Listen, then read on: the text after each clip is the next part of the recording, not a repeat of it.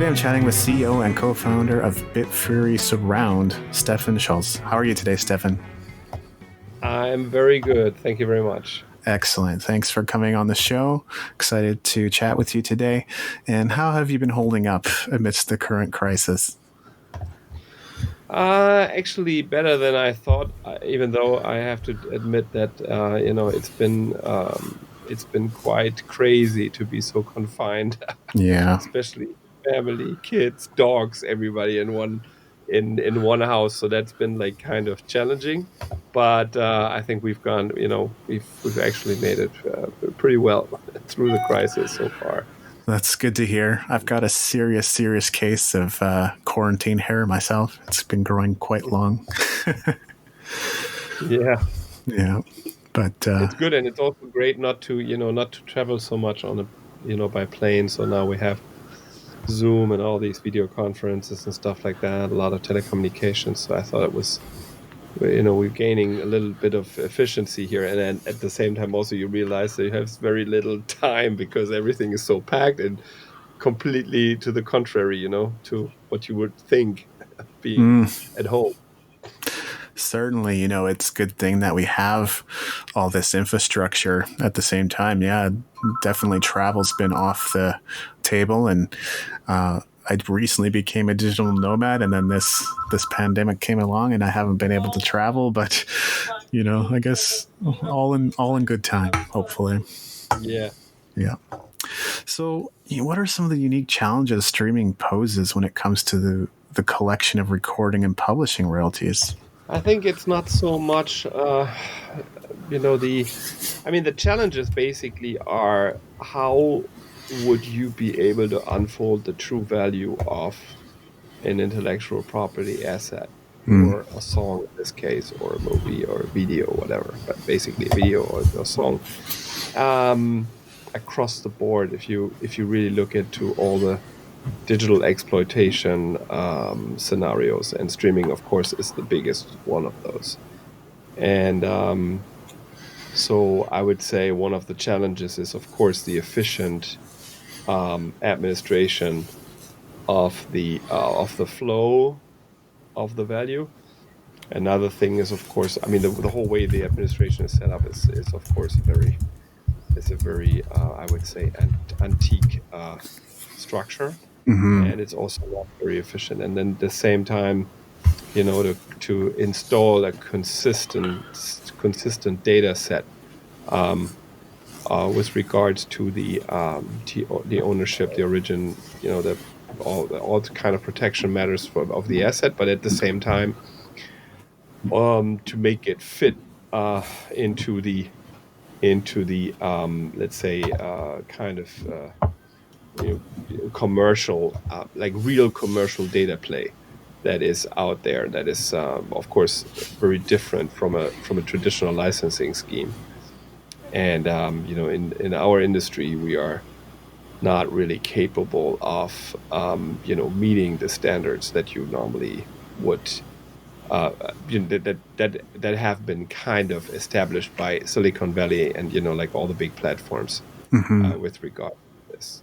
So that's a big challenge, because we have to kind of come to a level playing field between the intellectual property industry and the data industry, and that's a tough one. Yeah, I guess one of the main things artists would probably notice just in their day-to-day life is staring at their dashboard, looking at their accounting and seeing those numbers coming through like months later or weeks later, depending on how fast the whole system is. And as we know, it's not fast. It's actually quite slow. Yeah. There are several things in here that are linked to the value itself, and one of them is of course the speed. The other one is actually the administrative architecture, which is if you look at for example, you look at some sort of a vessel or something like that, and you're trying to pour some water. It really depends on how narrow how wide is the outlet there. Like the numbers that you see even if they make sense, which is already a big challenge. The other question is, to what extent are they the real numbers representing the value that you should be able to realize in the big ocean of data out there? And that is definitely something, what I can say, for at least from an artist perspective, or from an intellectual like copyright owner perspective, could also be a label or publisher or anybody. It's you have absolutely no visibility on what these numbers mean in the overall value generation of your content. Yeah, that's a great point. Like, if people properly understood what their data is, they could make more decisive commitments to whatever it is that's going to boost their rankings or their revenue or whatever their goals might be. Without that knowledge, yeah, it's a lot harder. I know that in my case, I've had one track pulled from Spotify because they claim there was a bot that was listening to it. To the best of my knowledge, no bot. And I also had a single that apparently did very well in Europe, but I never saw any royalties or any money from that. So it's like, in a world of shadow banning and random acts of, who knows, sabotage, it's a challenging landscape. Very, very challenging, and it's impossible. The main problem that we are facing is, and that's not only because of safe harbor and all these things, but the main thing is that you have a consolidation of power, and like kind of a asymmetry that is given by the system, that is always tending to go and flow into the direction of somebody that accumulates the most of its kind. So, for example, if it's data, then of course the platform economy would capture the most, accumulate the highest amount of value, and then of course they would also accumulate the most, like power, and they have it in their hands. Now, as an individual, if you just have one song, for example, so you're a creator and you just have one piece, what can you do? If I cannot even change the privacy rules of Facebook as a user without government and people making a lot of noise, what can I do as an individual artist in such an ocean? And Yes. that's a huge one, a huge challenge. Absolutely, and I think it's good to build awareness for it, even if we don't have the decisive solution. I think you're working on one of the solutions that's going to make a difference. But government control and bureaucracy is probably always going to be there. So it's really going to be a thing of how do we navigate it. On YouTube and so forth, people are talking about demonetization and channels being deleted and COPPA and all this other stuff. So yeah, that just adds to the complexity and challenge overall. Yeah, absolutely. Yeah. And I can tell you that from our perspective, from my perspective in this case, when I'm talking about this, is that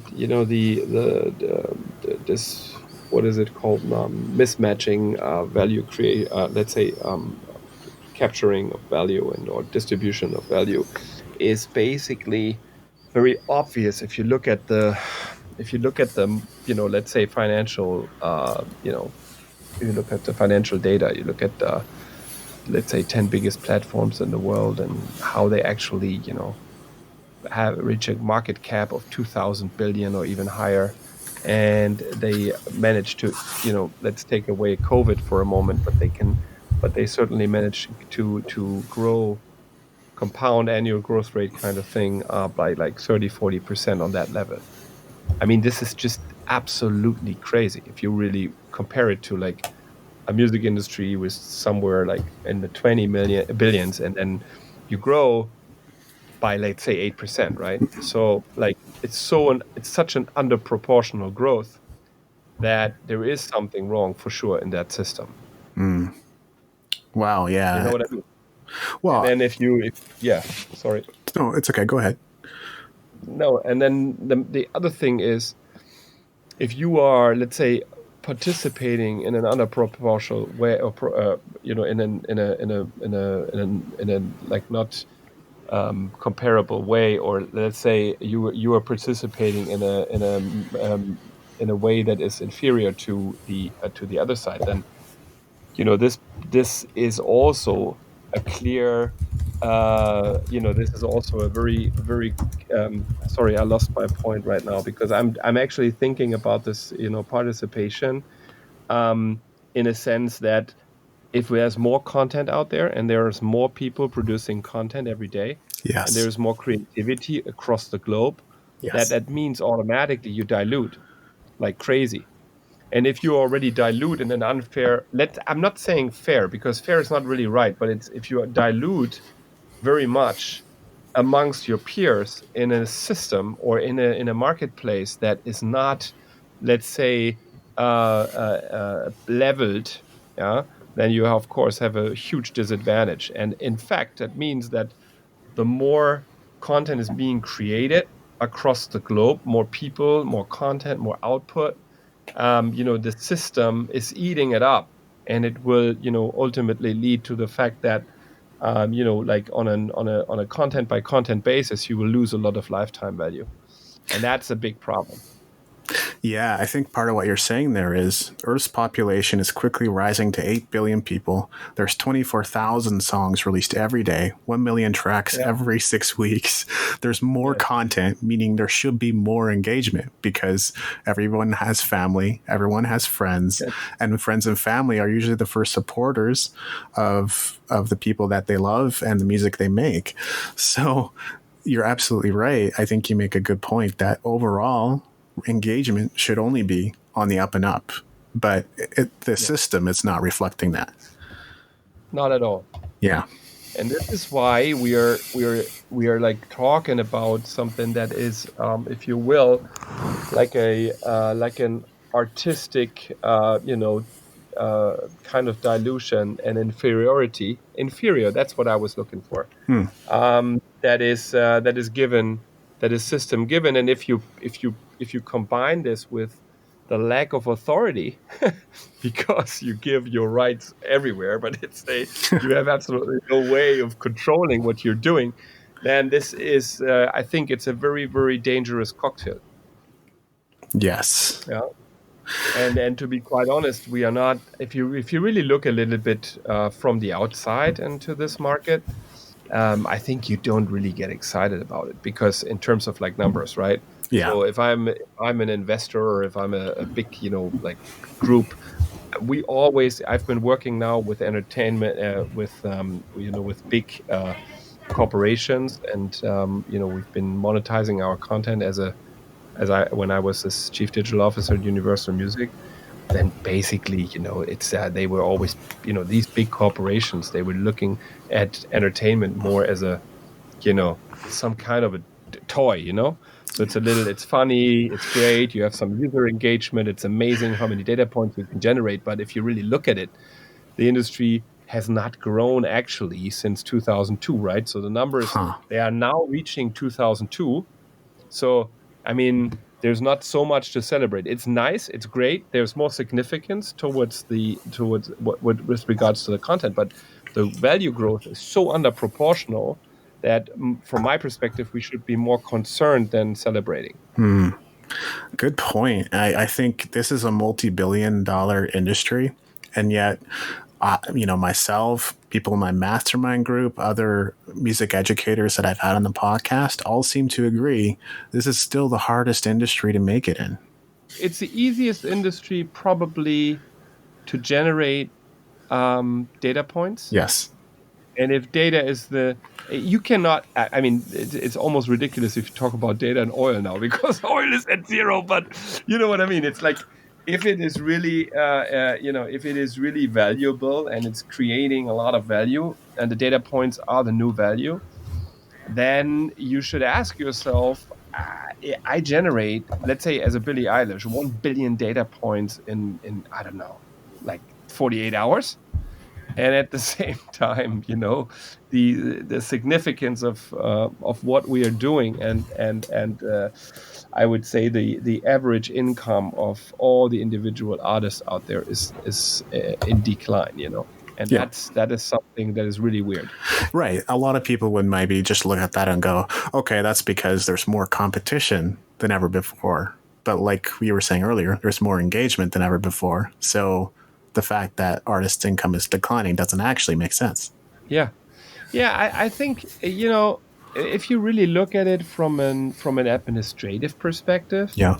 and you look at it from like kind of visibility, that you understand what's going on with your stuff, and protection and authority, and so you will be able to connect to all these different usage scenarios in a much better way, make it more transparent, and of course, this would automatically create a value shift, a lift, so it would bring up the overall value. But if you cut 2 or 3 different administrative steps, then of course you times your productivity, right? That's one big thing. So in other words, what I'm saying is, even if you have more content coming into the pool, I would still assume that there is a huge potential by like, if we get the metadata business under control, if we get the streamline the processes, and if we work like at arm's length with the big platforms, which really are not creating 150 data pools. If you look at ask Apple or Google to work with such kind of an ancient system where we have, like, I don't know, 260 collecting societies and everybody.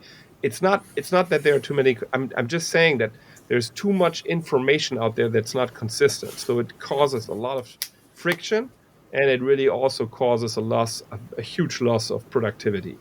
So this is one big thing. The other thing is that I think, if you are able today to monetize individual data points, so like, for example, you're talking about the family, you can also refer to the families now that are tuning into Disney and all this class, Disney Plus and all these things. So, and many people do many things now in terms of like how they handle content.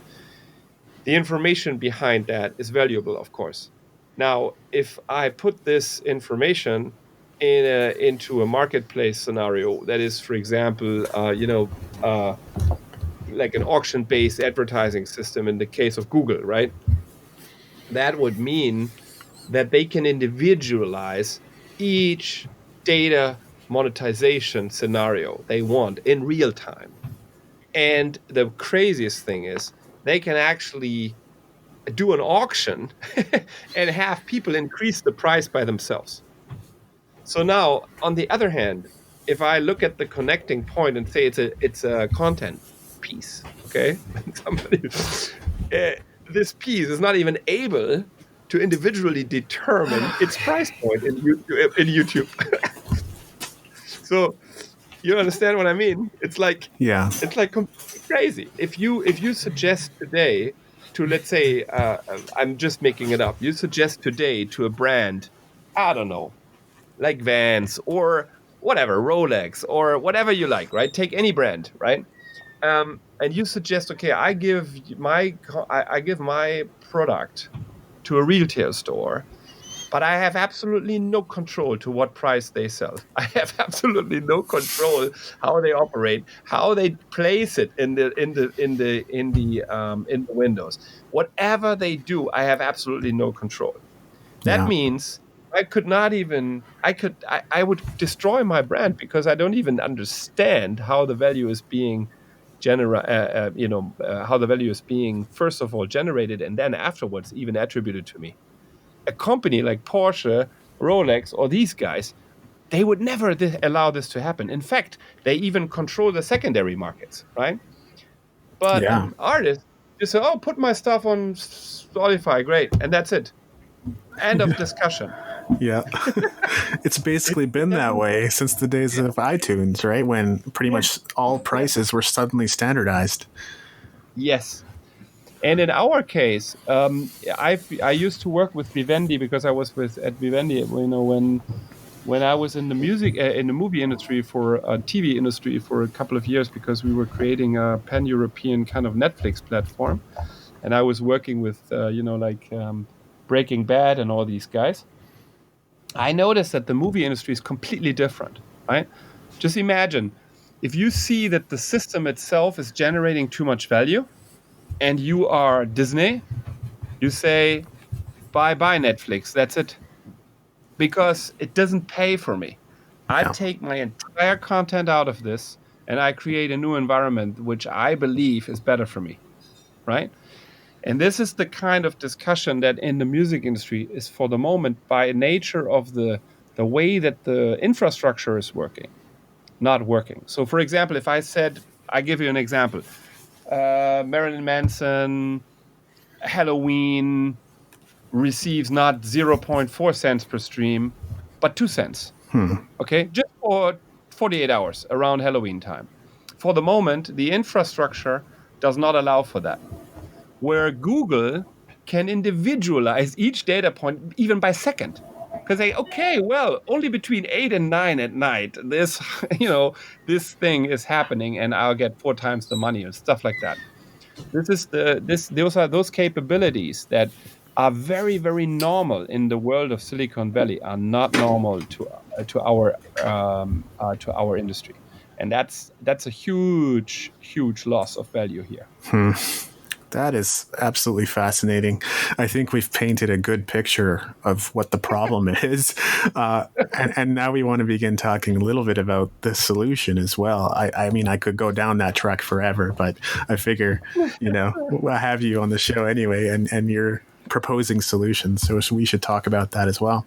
So, it's not hard for me to see how blockchain technology could represent a solution when it comes to the collection of royalties. It'd be instantaneous, irreversible, transparent. But I would love to hear your thoughts on what you see as being possible that was previously limited by lesser technology. I think that from a, let's say, from a perspective of a marketeer, it's a very that's a very important thing to look at it from a marketing let's say from a marketing and business perspective, because the scientific perspective has been very much limited to the metadata problem, right? Yes. And certain solutions that are more, I would say, mechanic, and they're in the background and they are not really very sexy in terms of how you adopt them and how you work and interoperate with them. So from a marketing perspective, from a sales perspective, from a business perspective, and also from, let's say, more like like an overall financial asset management perspective, because actually content that we are talking about, intellectual property, copyrights, they are true assets, like a house, like anything else. They're very well protected, but not very well. The protection is not very well executed, right? So that means that so the theoretic protection is strong, but the real the protection against value loss has always been very, very bad. It has a lot to do with broadcasting rights and other things. I don't want to go in there, but mainly this is from a marketeer perspective, we need to have a commercial solution. Okay, so the solution that gives you money and that provides you value. So in my opinion, we have to really look deep into the let's say infrastructure play that allows a new commercial let's say operation for the market. And this operation, this kind of let's say infrastructure, the last one that was really successfully introduced was centralized, which is as you remember, Apple and iTunes. Yeah. Because it was very very well constructed, and it was just so necessary to do something. The market was really in turmoil. There was nothing happening there. There was a lot of piracy, and I was in the middle of that at that time. And then you had Sony really being completely lost in their flat screen play, and they didn't do the right things except for the PlayStation. So they really lost everything with the Walkman. So that was the perfect environment, and the computers sucked in terms of like how they looked like and stuff like that. So this whole infrastructure play there was amazing, right? Nokia was not really very well prepared, and all this kind of stuff. So that means that infrastructure introduction, end to end, closed, walled garden, but at the same time open to all developers. That was the killer, right? So it carried us for like 10 years. And now I think the next thing that needs to happen is we need to introduce an infrastructure that is the next generation infrastructure Hmm. for the market. And this infrastructure is very likely to be open, and it will be very likely decentralized. And it has to offer, let's say, a playing field with regards to all the different industries attached, regardless of the power that they carry and bring to the market. So asymmetries, in a sense, that are God given today, just by the nature of how big organizations are and platforms are and the data play is, these have to be equaled out and leveled out. So this is why, this is the perspective that I look at it. From my perspective, this is something that calls for a kind of a very mild blockchain scenario in the background that allows you to connect the dots in the sense that these dots will be commercially active in the long run. It's going to take 6, 8, 10 years, right? It's not going to be overnight. It will never Yeah. happen. It's too complex. But I would envisage us to have an internet of content potentially in the next 6 to 8 years that is going to allow creators to make so much more money and to have such a better perspective, commercial perspective, that the market is not growing by 6, 8%, but really exponentially growing. And that's what brings us to the same level as, for example, Google and these guys, because everything then 10x, as you remember, they don't even care about. I mean, they don't touch it if it's not 50% EBITDA. They want to always grow, exponentially, because that's what the shareholders expect. And this kind of scenario, this is only possible if we come to an infrastructure that allows this to happen. Now, one of the major impediments and blocking points here is that we are talking not about a data point or about, let's say, a piece of code, but we're talking about a very complex, let's say, work, piece of art. In the sense, I remember I used to work, very complex, with so many complicated artist scenarios and shareholder asset management scenarios in terms of artists. Like, most of the people know the Who, where Pete Townsend is really, not very much friendly with the other guys in the band at that time, at least. That this is such a very, very complex collaborative environment that I think, in order to come to a collaborative commerce play that allows for quick exponential growth, you need to have a neutrality in terms of how to collaborate. And with blockchain, you don't have to ask for this because it's given in the code. So nobody will be, let's say, inferior or minor, as superior towards each other in one band or in one creation scenario, right? Hmm. Because the rules are transparent, and the way that they interoperate, they will always be able to rely on each other, even if they hate each other, which is a very interesting thing from an artist perspective, because we have so many scenarios that are really calling for this kind of thing, right? Yeah. So either not because you don't like each other, but also because it's very complex with contracts and different people working with each other, and they don't really trust each other. So this is kind of, I think, the perfect environment to go, to have it as a strong, very strong blockchain backbone that can also scale. That's another problem, by the way.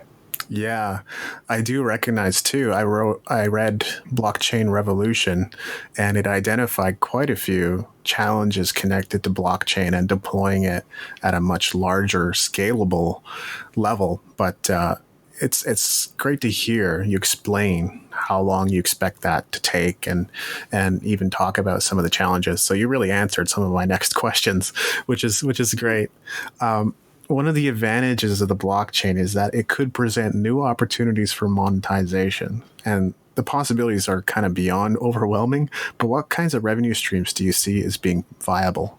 Yeah, so I would say that it's very hard to answer this question. If I was like on day one now, just compare it to the App Store for a second. Mm. I remember I brought my first iPhone 1 to some of my artists at that time, and they loved it when we came from the US. And I just gave them as a gift, and they are still talking about it. It was very much, very exciting. And if you remember, we had like 10 apps on it. I think no more. So how many apps do we have today? Tons, Millions, tons, tens tons. of millions, whatever. Yeah. Yeah. So, first of all, you would have made many mistakes by predicting what's going to happen. So, one of the big things that I can tell you about is that you would have made a big mistake in terms of how the gaming world plays out, because everybody was on console, and you would, yeah, Call of Duty, perfect, let's go. Now, for 15 years it was not even happening. Now you have the first real acceptable version of Call of Duty on an iPhone or on an iPad. So in other words, Candy Crush and all these guys was much more feasible, right? So you would be like, you take like very, low key fun games, very, not like 2 billion in development, right? And there were also complete different people playing with this. So like female demographics, where everybody was super surprised. So things all of a sudden went in a completely crazy direction, right? Just Mm-hmm. because of the fact that developers could do things all of a sudden. Now, we have to be a little bit careful with our predictions, because now we would say, oh right, let's take all the Spotify's and all these guys, and then they now they will have to timestamp, and they have to go on the blockchain, da da da da da. You get more visibility, you extract more value. Could be, yes, great. You potentially have other services that would compete, because then all of a sudden you have a level playing field, so everybody could be like kind of become a Spotify, right? Yes. And then this is I think one scenario that is potentially very likely, but it will take time, and it's also very, very interesting it will be very interesting to see how this plays out. But not only a few people think that in the end potentially every artist will become a DSP. Mm.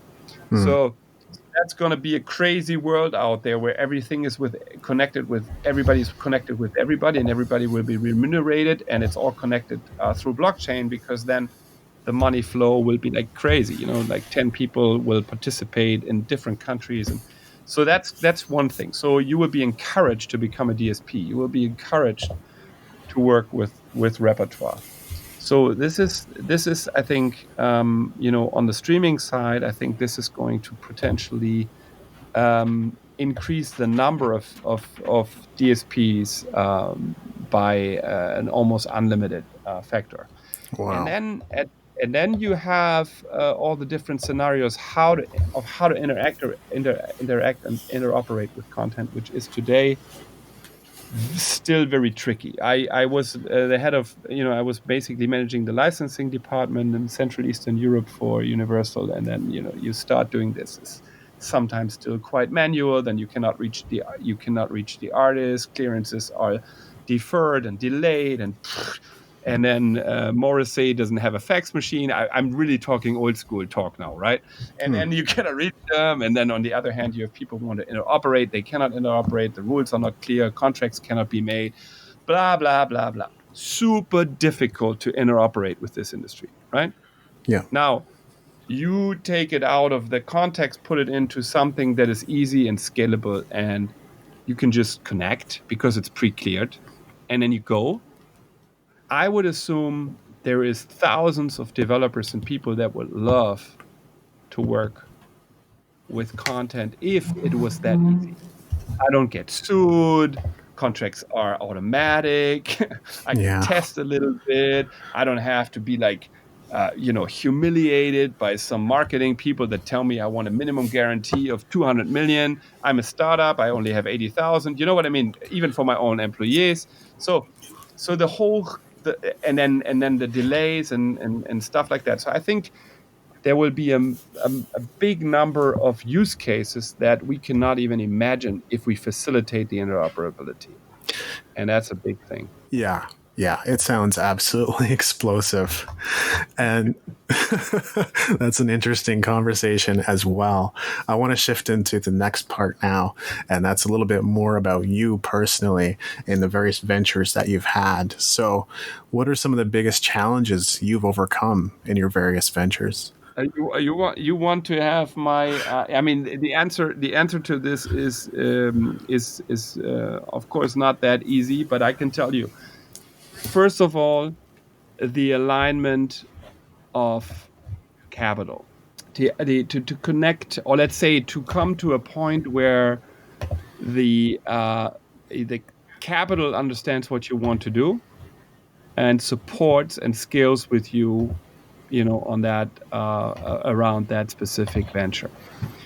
And the reason for that is that sometimes capital is not very patient. Sometimes there is a lot of political capital out there. So, and then there is also a little bit of, I would say, frustration if it comes to working with creative people, right? Yeah. So this is I think this is one of the things. It's still very alien to put money together with content and with technology. A lot of frustrations also. I was a little bit, lucky and also an entrepreneur enough to overcome this is, of course, the whole legal side, right?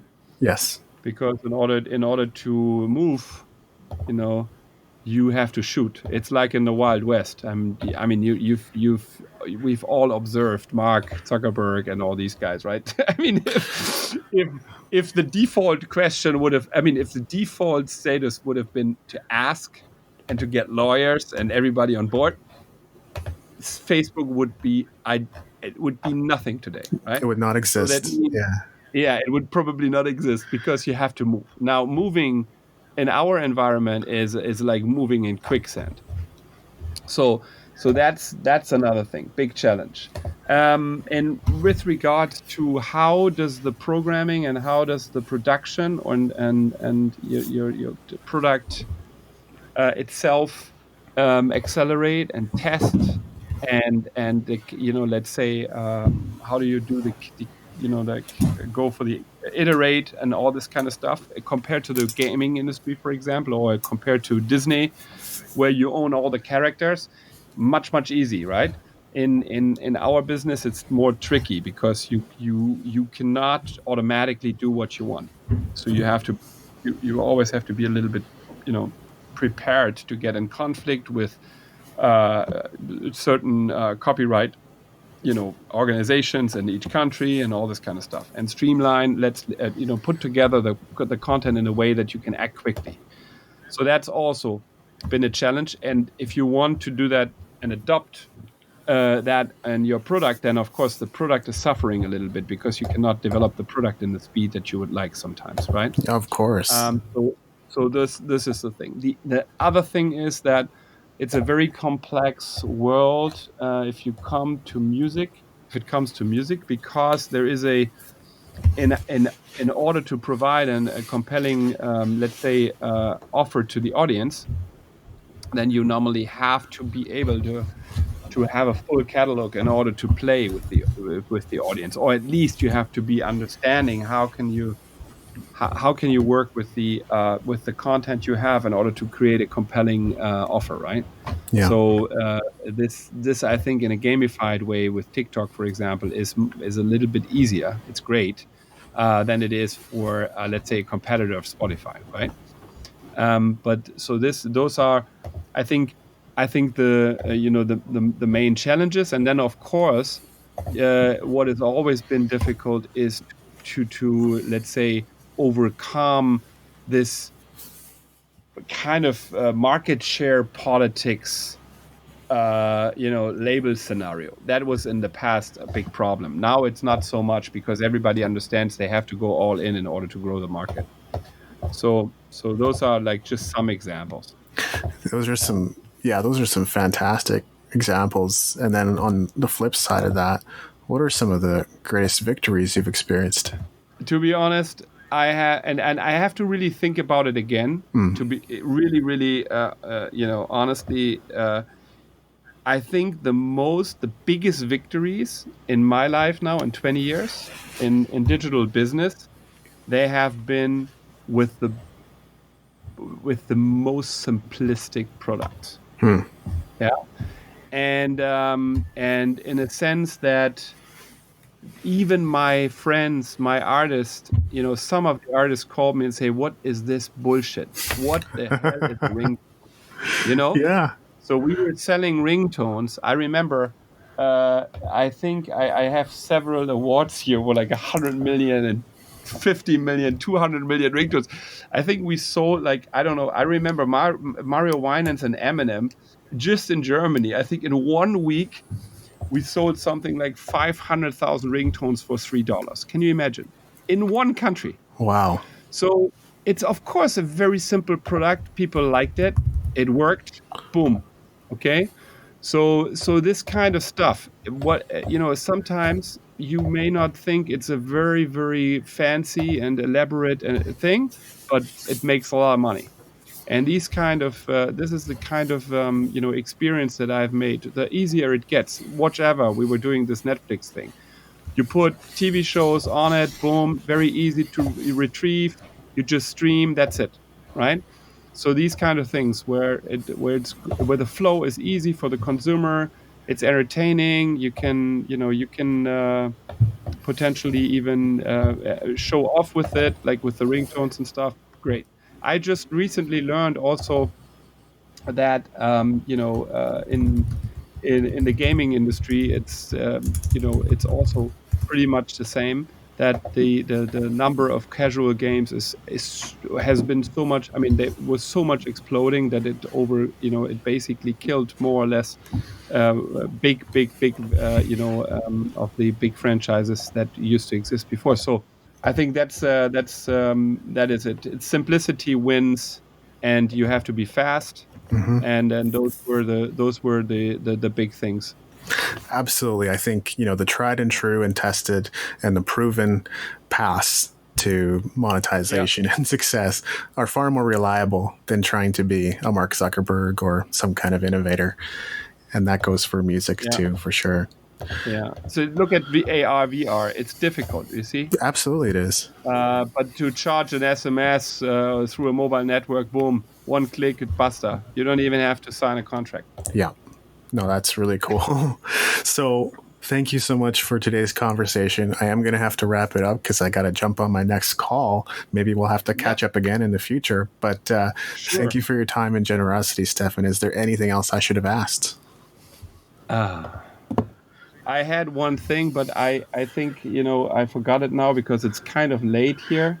Yes. I think we covered a lot. So that's absolutely great. I really appreciate that we could have talked, that we spoke. 3 career-killing mistakes all musicians make. Do you know what they are? I want you to have this. It's at musicentrepreneurhq.com/free-report. That's free-report. And as you might have guessed, you can get it entirely for free. And if you'd like to support the ongoing creation of great podcast content like this, you can go to patreon.com/newmusicindustry and consider becoming a patron. I'm David Wiebe, and I look forward to seeing you on the stages of the world.